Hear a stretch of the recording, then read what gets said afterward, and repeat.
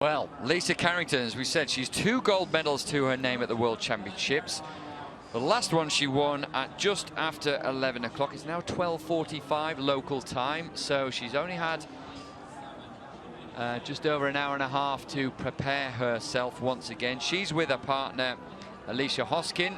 They've got a bright future as a K2 ahead of them, I'm sure, these two. So we'll see the New Zealand crew in just a minute, just to take you down the lineup. Manon and JAMELOT from France are in lane 1. There we can see the lineup ahead of you. Get a look at those paddlers in just a minute. So we have Denmark, Great Britain, Belgium, Poland, Germany, New Zealand, Canada once again, and Sweden represented here. So there's the French crew, HOSTENS and JAMELOT.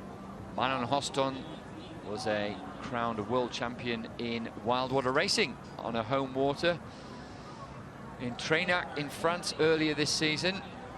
Then lane 2, we've got Frederikke MATTHIESEN and Bolette IVERSEN from Denmark. Next to them, Deborah KERR and Emma Russell from Great Britain. Kristina Medvedchikova has been overseeing the development of these 2 paddlers just over the last couple of years. Really moved on in Great Britain. We've got a wonderful K4 that made the final yesterday, and now Debs and Emma find themselves in a final once again in the Olympic event of K2 500 meters. Hermine Peters and Lisa Brooks. Real quality crew from Belgium go in lane 4. Then we've got Karolina, NAJA and PULAWSKA. Winners by a good margin in the K4 yesterday. Really great feel between these 2 paddlers here, and a great relationship.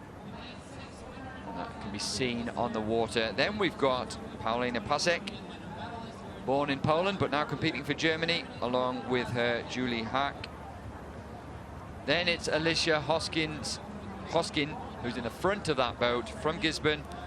Had heart surgery back in 2017, but is in great form now. She's with Lisa Carrington, multi-world and Olympic champion, of course. They're in lane 7. Next to them, Andreanne LANGLOIS and Toshka HREBACKA, who picked up a medal yesterday already in the shorter 200 meters event. They're in lane 8. Then Linnea STENSILS, focusing on the crew boats this year, the Swede with WIKBERG. They go in lane 9.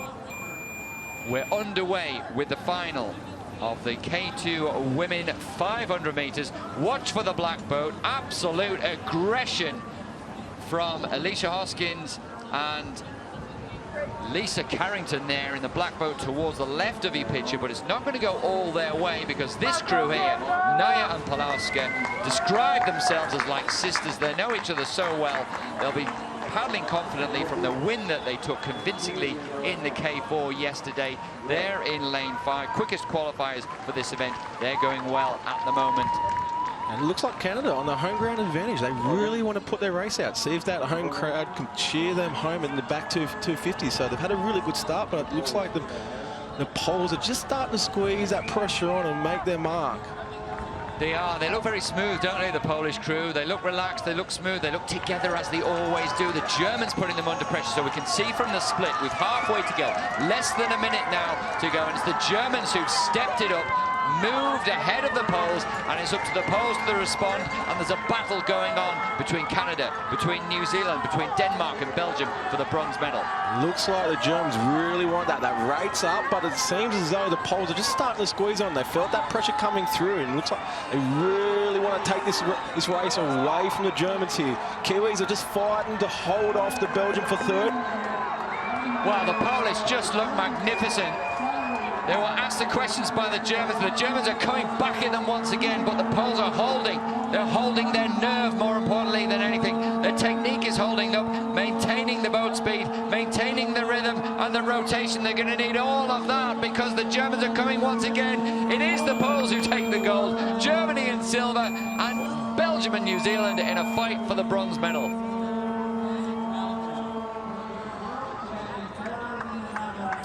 Poland have got it together this season. They really knew what they wanted to achieve here, and they've dominated all team boats. K2, K4, World Cup, World Champs, and the way they did that today, just having that lower stroke rate, you can see that done a lot of work in the gym in the off-season. They've come on really strong.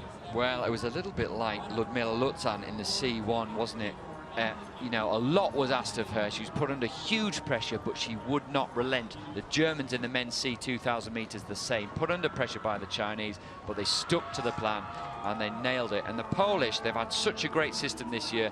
They took 10 seniors, 10 under 23s, 10 juniors from the women's squad, put them all together, brought them on as a group, narrowed it down in number until they got the K4s and the K2s that they wanted, and it's really worked for them. That's starting to show. Look, they're taking advantage of certain nations that aren't here at this point in time, and obviously the Hungarians aren't here. They've missed out in the A final, first time for quite some time, I dare say so. But you would have had to beat a quality crew to beat the Polish today, and the Germans have really tried taking it to them. And being a younger crew, new crew, the Germans, you haven't seen the last of them, but the Poles have been feeling that pressure around them, just working through, holding their race plan all the way to the line. They've done the work and it's paid off. Yeah, maybe that was the difference, the experience they had in a boat together, and you're absolutely right there. The Germans were going to see a lot more of them in the future. They were rating higher than the Polish actually towards the finish, but the Poles just seemed to have that control and every ounce of their strength and power making that boat run smoothly and go forward, and that was the difference between the two crews.